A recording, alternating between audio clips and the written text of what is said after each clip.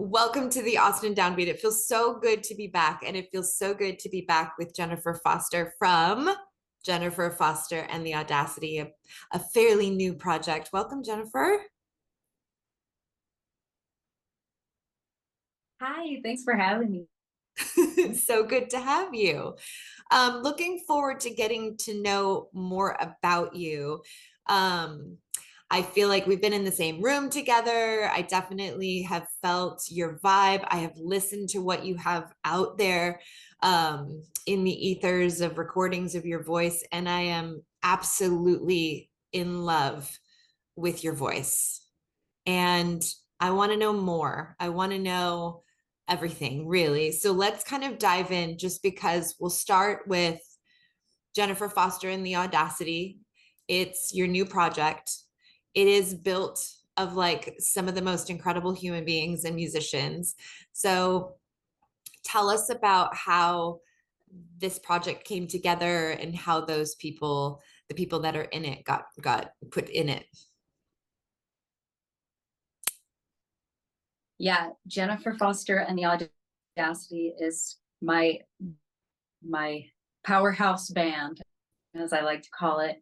I started it only about 9 months ago, and I've always wanted to have my own band proper, like kind of players,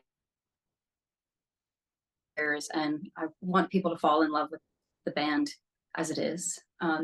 And it's gosh, if you want to put a genre on it, probably soul, R&B, Motown, funk. I really try to um, keep it a love letter to the 60s and 70s, and um, just an ode to the classics. And we want to do everything right in that way, keeping the feels like they did in the 60s and the 70s. And it's all original music, music that I've written, and I play bass and I sing and I arrange everything. So I write all the vocal parts, and, I have ideas for most of the other instruments. But the players I've assembled are some of Austin and Nashville's finest. We even have someone from Dallas. And it was quite a journey assembling the right players for the band. I essentially found myself scouting. So I would go to shows and I would just be out all the time and experiencing the music scene all over Austin and beyond. And I would just really listen, and I would try to see if we're an energetic match, perhaps. And the process of that was literally messaging them, contacting them, inviting them over to my house, literally for dinner, and then perhaps going through some of the songs and seeing how it went from there to see if we were indeed a match musically, energetically, personally. And the members that are in it now are people who I connect with on all of those wavelengths. Yeah. I remember seeing you pop in up at the gallery at Continental when David Jimenez would be playing. Now, that was probably, definitely within a year. Is that you scouting him, or did you already know him?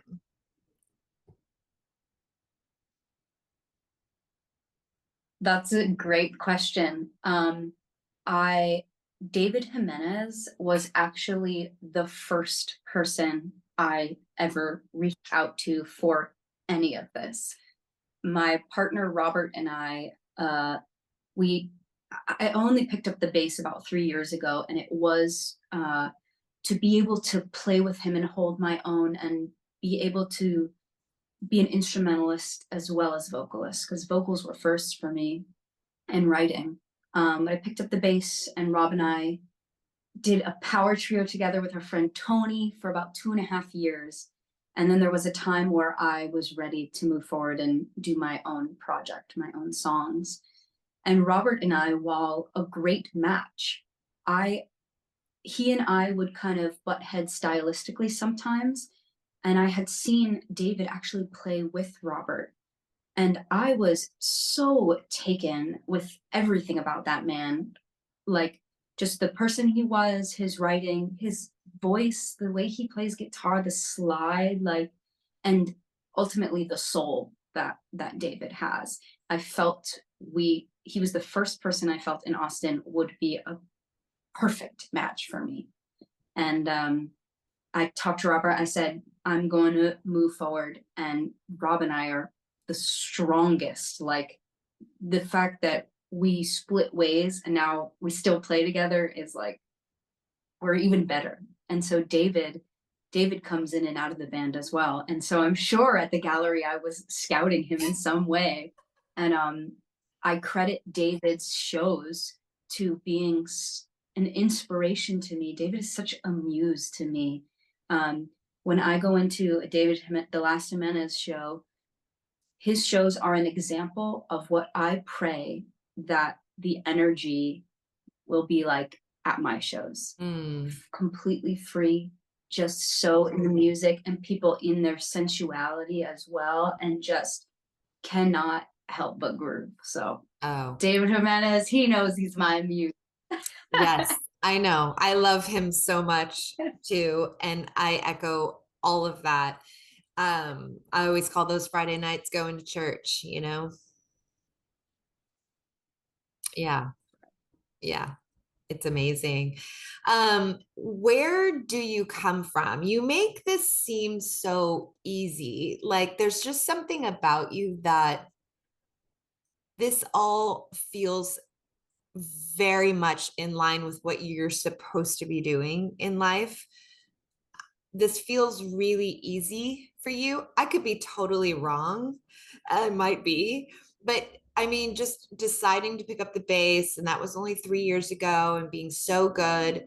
Your voice is insane. Your songs, from what I've heard so far, I mean, I still have LA Lady stuck in my head from listening to it. Like, little like earworms. I'm like, so tell me, is this easy for you, or is it just a ton of work? What a great question. You always ask the best questions, but great to be asked. This is the hardest thing I've ever done in my entire life. This is the hardest thing I've ever done. Music, I have this crazy thing where I've never felt like I was a natural musician. Like, I've always had to work so hard to to study and to be serious about, learning the the fretboard and fluidity. And to know it's so difficult, but I do the difficult work because I know, first of all, I know this is my God-given purpose. Like, ever since I was small, I I know that my dreams are meant to be fulfilled in this life, and my purpose is to connect with humans and have shared experiences through music.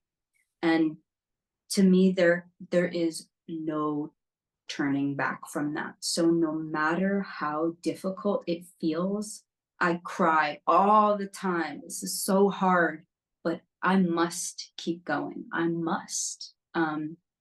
So no, it's not easy.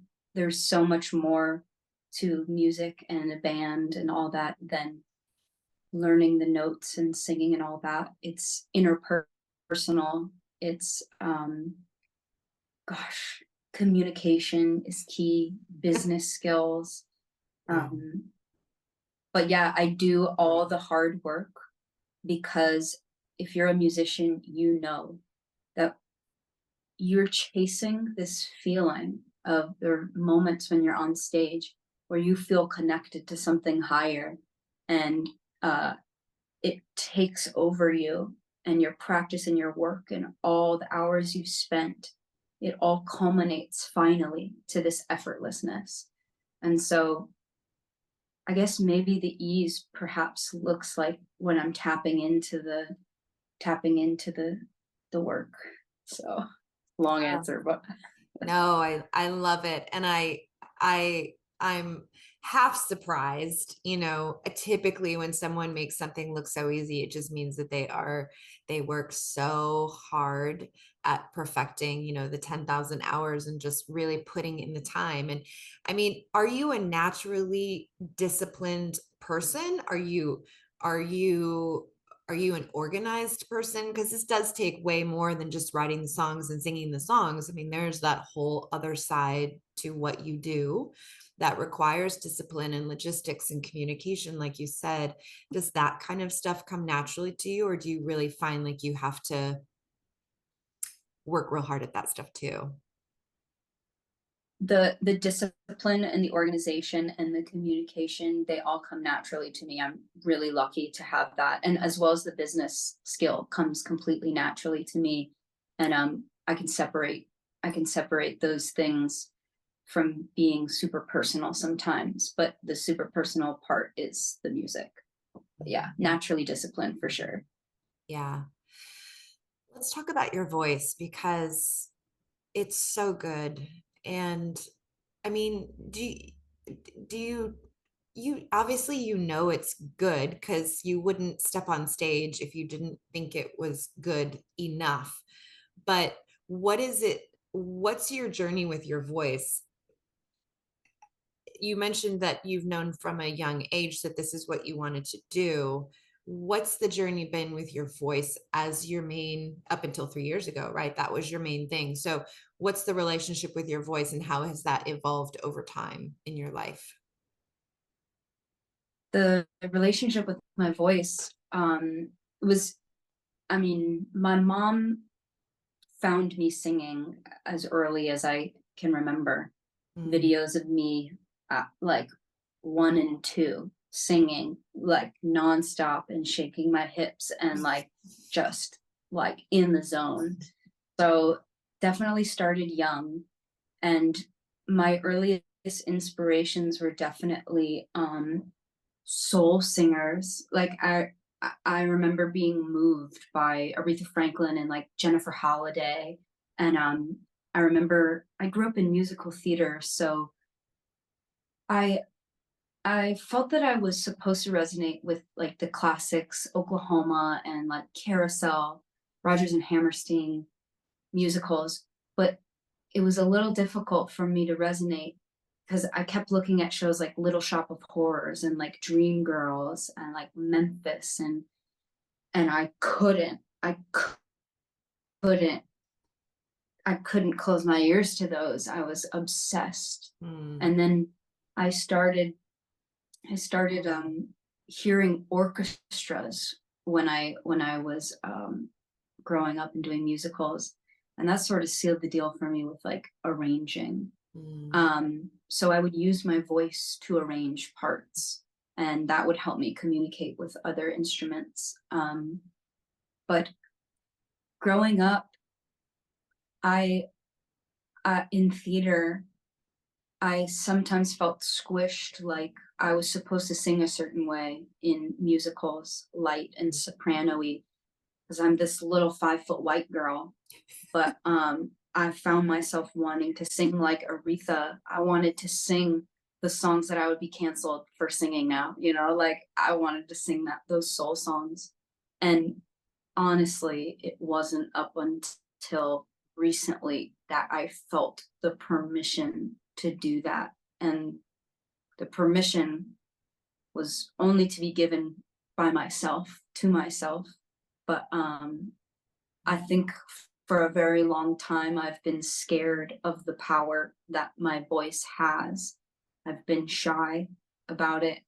But as I get older mhm. and wiser, and I learned that life is short, um, I've been undeniably called to sing in the style that feels right for me. And now I'm just sort of leaning into it. So it's been a journey to get here to this place.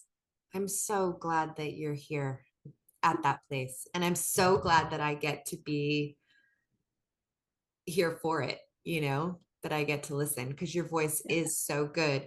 I was scrolling through your Instagram, and I saw these like little bits you were doing in your closet. You're so good at social media. You seem to have fun with it. You're good. Like technically you seem proficient. You can do like cool backgrounds and like scrolls and, you know, stuff that I don't even know how to do yet. But you sing a, this light is so offensive. um, you sing a Celine Dion song, whatever that one that everyone, you know, sings for like the TikTok thing. Yeah, it's all But coming back to yes, it's all coming back to me now. And like, I mean, your voice is different than hers, but it is right there with the depth and the thickness and the power and the like it was the same like viscosity. It's a weird word to use, yeah. but it was like the same.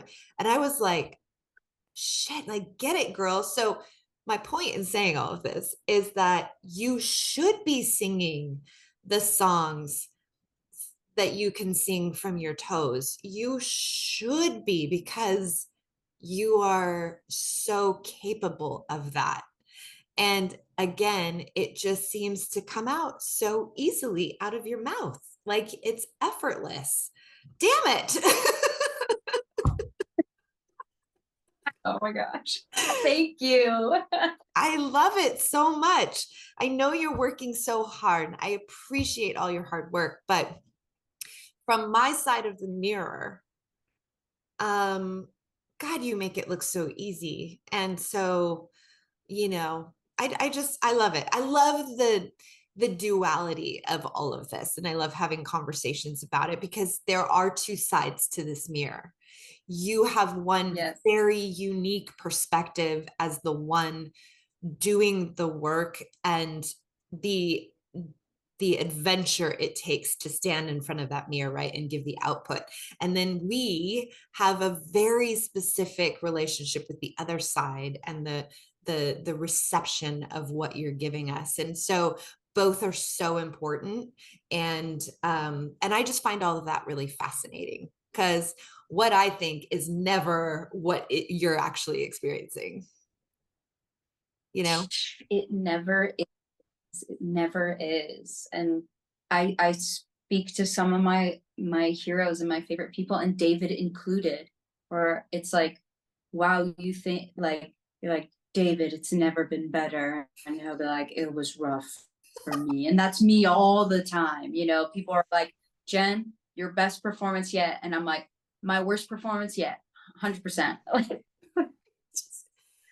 Yeah, it's craziness. It's craziness. I want to tell people you have some performances. So this episode is my first one back after break, and it is airing on a Tuesday. So people are hearing this for the very first time on Tuesday, the 17th, I believe. And then you have perfectly, beautifully timed shows on a Friday night and a Saturday night. So well, you go ahead and you, from your mouth, tell the folks where they can catch you because they got to catch you. Yes, you guys can catch us on Friday night, September 20th at the Continental Club, and we're playing late, baby. It's at 11:45, but it's still a party. Mm-hmm. And then the next night you can catch us on the 21st night of September Oh yeah, at you the play that. Saxon Pub, and that's it. We Okay. have to, we have to. But Yes. yeah, Saxon Pub is at 10 o'clock. And we only are doing 2 performances. Like, I don't know the next time that you're going to be able to catch us. I really have no idea. So the Audacity remains a mystery there. Well, I mean, a little bit of mystery is kind of cool because, you know, it creates a bit of demand and, you know, get you while you can. Um, I love it. Yes, Continental Club. have you played there before? You have played there before. I know I've seen footage of you playing Yeah, there before. we have. It's a really iconic place to play. You're a new band. Was that like, I mean, was it hard to get in there? I mean, it just feels like it's such an iconic place to play. What was that like the first time? It certainly was, gosh, I don't even want to say difficult because I know how difficult and how long it took for other bands. I was moving at a rapid fire pace, and uh I like could not take no for an answer sometimes. Like I would just keep coming back. So luckily we got a residency at Seaboys, and it's owned by the same people. And Seaboys we would do great, but the stage was so small and we're an 8-piece band. So eventually I said, like Robert would play on the floor at Seaboys. Our guitar player would be on the floor because we couldn't fit. So eventually it felt like a natural move to the Continental Club, just a little bit bigger. And we've played there twice now, and it's been a party every time. So Yeah, I love that. All right, so people make sure that they, and we'll push that out for sure. Um, talk about the members of your band and the people that come through. Is it always, so it's always all 8 people, or do you have a little bit of like a when available situation? yes, sometimes it's a when available situation, but I'm working towards having the same 8 members constantly. The people who are kind of like mainstays in the band right now are myself and Robert Parker Jr. on guitar, Chip Vianus, have to learn to say it right, Chip Vianus on drums, Dane Farnsworth on the organ and keys, and then we have Uncle Roy and Spice on the vocals, as well as Courtney Gale and Anna Cargill. And then with percussion, Nick Rothaus is joining us from Dallas when he can, and then sometimes we've got Tony Fat Hands on percussion as well. So, Wow. but we've had a rotation of players, like so many people come through the band and contributed so much, and it's just been a Tetris game of who works right with each other, who is like how can the puzzle be dynamic. Mm-hmm. And are you in the studio recording? Can we expect some music coming? Yes, you can definitely expect some music coming. Um, Gosh, this will definitely be the first time I'm telling people. We've been working with Matt Melly at Church House Studios here in Austin, and we've laid down 3 tracks live in the studio, trying to honor our journey as a band. Like we did live first, and the songs on that will be "Call on Me," which I wrote for David Jimenez, um, and "To Be in Your Circle," and "Our Love Will Withstand." So that will be coming out fairly soon this year, and then we've actually got super exciting news. We're doing a full length album in Nashville at the Purple House studio. It's where Robin Ford records, really cool space, and pretty sure that will be coming out middle of 2025. So Amazing. I'm so excited. You put out on your social media, and people can go to Jennifer Foster and the Audacity on Instagram and you can see it. But it's beautifully shot, but it's that little sneak peek video that you did. So beautiful the way that it's shot. The opening where we are yes. just patiently waiting, and it is so intimate and it is so close up on you and so raw. Like that was, I love that kind of stuff. So more of that, please. I felt Yeah. so close to you, you know? Yes. That I have to credit Ken Eric on that for his cinematography skills. He's incredible. an incredible artist, and he has shot those really intimate moments. And Ken and I have been talking, and we have enough incredible material that I am exploring doing a sort of documentary style film on us, because it's quite beautiful. Just feel one of the things I really love about you that I'm learning is you come across and you feel very, very, very honest and very um, dedicated to being honest, whether it's the lyrics in the songs that I've listened to, whether it's that beautiful, beautiful video by Ken Eric of so up close and intimate with you in the recording process, that level of and dedication to honesty. Does that sound like it's important to you? Does that when I say that, is that like a tenet that's important to you? Yeah, you're hitting the nail right on the head for sure. That is my driving force, and that's how my mom raised me, and that was my like I wasn't the black sheep of my family, but I am the black sheep of my family in that I am so honest. I don't know how to operate any other way. In times where people want to sweep things under the rug, I'm the one going, does anybody else feel this? I'm that person. So me doing music is absolutely the perfect calling. And sometimes I do not realize I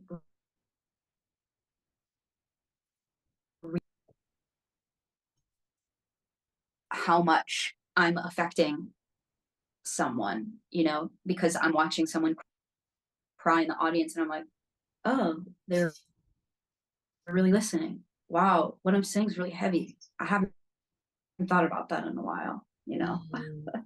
Yeah, I love that. Well, honestly, I can't wait to see you play live again. I'm going to make sure my butt is probably at the Saxon Pub 10 p.m. I can do 10 p.m. This mama gets up early. That's right. And that's the one that David Jimenez is playing with us that night. So come on. I'm so there. I'm so there. I'm so excited about this project. I'm so happy to know you and to have met you and to been in your space and just get a feel for who you are as a human. I love it. I love it all. So keep doing it. If you have a moment where you feel like you need to be reminded of that, just call me. I'll remind you of how amazing you are. um Thank you. yeah, but Back at you as well. thank you. Seriously, I'm really excited for there to be more of this in this town. So yeah, congratulations on putting together something really, really cool. Thank you so much. Thank you for seeing it. It's very clear to me that you say, and you completely understand. So that's cool. Yeah, thank you. All right. Well, we're gonna say goodbye, but what's more like a see you later because I'm gonna come and see you play. So be sure to head over to the Continental Club on Friday, September 20th at 11:45. It's a late party. And then the very next day on Saturday at Saxon Pub at 10 p.m. for Jennifer Foster and the Audacity. Real quick, how did you pick that name? That's a great question too. I was on scrolling through Instagram one night in bed, and I was looking for the band name, of course, but I wanted it to come naturally. And I was just looking at old videos of myself, and I drum and sing over it. Like I just was the queen of it. And then I would look at videos of me just doing something absolutely crazy.